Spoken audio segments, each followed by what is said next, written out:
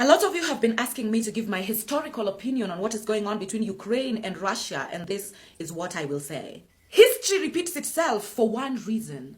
Life is like an examination. The universe gives you lessons, then during retrogrades, you get tested. If you pass, you move to the next class. If you fail, you repeat. I want you to be keen and observe the synchronicities.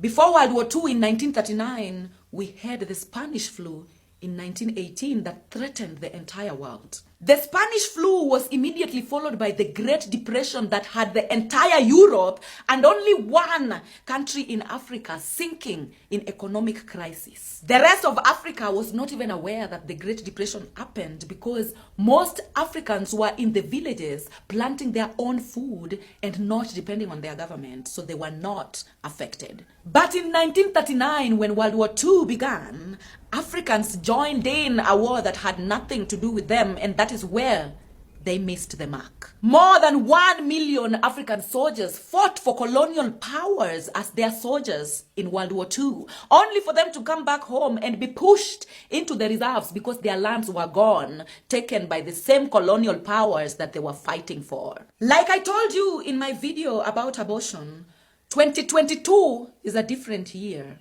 It is the year that humanity is being tested to see if we'll repeat the same mistakes that we did in the past. Without getting deep into the Soviet Union and the NATO fracas, because it is the same old ego bullshit, I want you to know that 2022 is the year that humanity is going to be split into two extremes. Even the children born this year are coming in to those two extremes. 2022 is the year we will have people experiencing extreme chaos and disasters. And at the same time, we will have people experiencing extreme peace and prosperity. So it's upon you to choose which side you want to be on. As an Afro-descendant, your main focus should be yourself. Grow your own food if you can. Grow your own products and sell them to each other if you can. Because if we handle this well this time as Afro-descendants, then Africa will rise while the whole world descend into chaos.